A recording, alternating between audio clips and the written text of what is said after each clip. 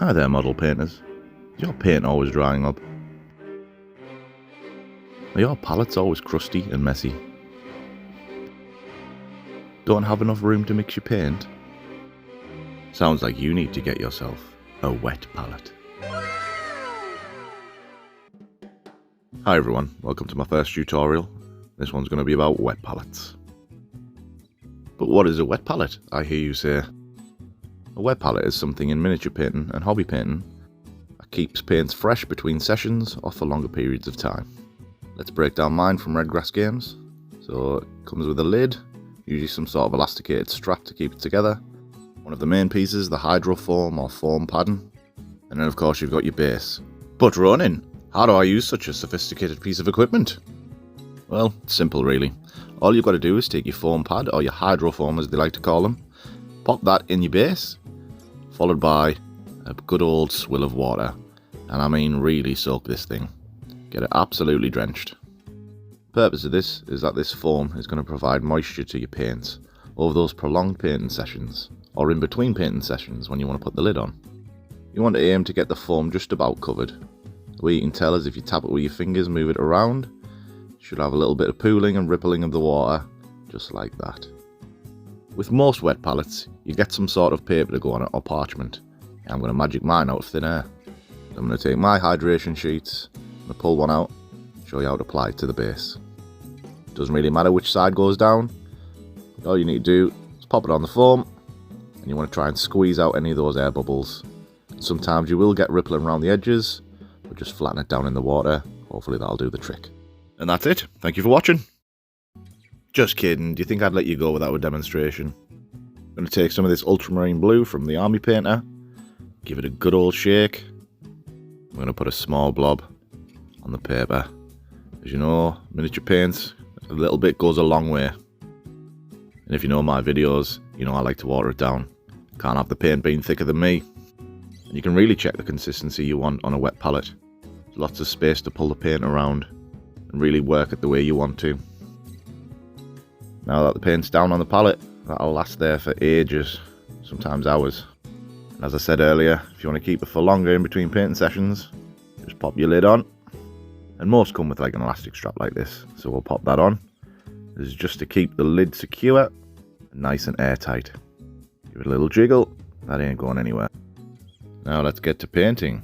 So, I've got an old model here. I have done a bit of weather on him, he's a bit beat up, but good for demonstration purposes. So let's slap on some of this ultramarine blue, a nice base coat on his pauldron, and come back after it's dry. I'll go in with another coat.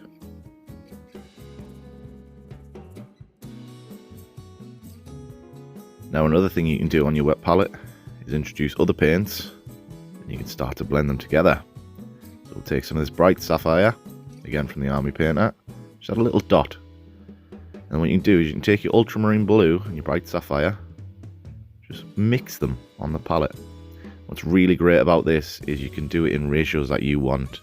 As you can see, I'm working more of that ultramarine blue into it, just to get the exact colour I want between the two, to try and get a nice highlight colour. I'm just going to slap on a really quick highlight here, just so you can see. Great, because the gradient is sort of in between the two colours. But we'll add some more of that ultramarine blue in, and we'll start to feather the edges out a little bit. You can wet blend, which is great, because the paint's wet for longer. And if you don't know what wet blending is, I guess that's another tutorial for another day. Just going to grab my painting handle, because it's easier to display without my big fat sausage fingers in the way. So that's the result of the wet blending. For another little showcase, I've got a model I've painted previously, using a wet palette. This time I've used purple, pink, orange and yellow to make more of a harsher gradient. As you can see, the blending's really good using the wet palette. Now Ronin, we don't all have money like a successful YouTuber such as yourself.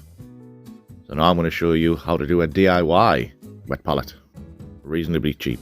All you need is a Tupperware tub with a lid. You want to get yourself some of these sponge cloths, the ultra absorbent ones. I believe they're called something like cellulose sponges. And the final ingredient is some parchment paper or baking paper, preferably not the greaseproof one. And now it's time to build. So take off the lid of your Tupperware container, pop it to the side, and then you want to take your cellulose sponge and cut it to the approximate size of the bottom of your container. Finish up this last cut and see how we did. And would you look at that, the perfect fit. I couldn't eyeball that one again. Next, do the same as a professional wet palette and just soak this sponge. Good old soak. Again, get it to the level of the top of the sponge. Get your fingers, give it a little dab, make sure it's at the right level. That's perfect. Pop in our parchment paper. Slide it down. Again, you might get some wrinkling at the edges. Now we're ready for paint. So I'm just going to put a little dab on there. Water that down as well. Bumble the paintbrush all over. And as I give it a mix, you can see it has the same sort of properties as the professional one. Now it's time for one of Ronan's top hacks. Now whenever you apply water or moisture to something, there's always going to be a risk of mould. Especially if you're using it over long periods of time. So I'm going to show you how to combat that the Ronan way. With the magical properties of copper. You can grab adhesive rolls of this copper tape. It's usually called slug tape, but it works just as well in wet pallets. I'm just going to cut off several strips, about the width of your wet pallet. And you can watch as I struggle to take off the backing paper. And what we're going to do is we're going to take these 3 strips and we're going to slap them down on the base of the wet pallet, sticking them down as firmly as possible. And what this copper is going to do is it's going to prevent mould buildup in your wet pallet over time. And when you get mould in your foam, it means you're going to have to replace your foam. So it's just going to give a bit more longevity to your wet pallet. Once that's down, all that's left to do is pop your foam in, soak it as usual, and then place your hydration paper on the top, and it's good to go. And that's a top tip I haven't seen anywhere else. But if you've liked this one, guys, please give it a like, slap a comment down below, and subscribe to the channel. And I'll see you in the next one.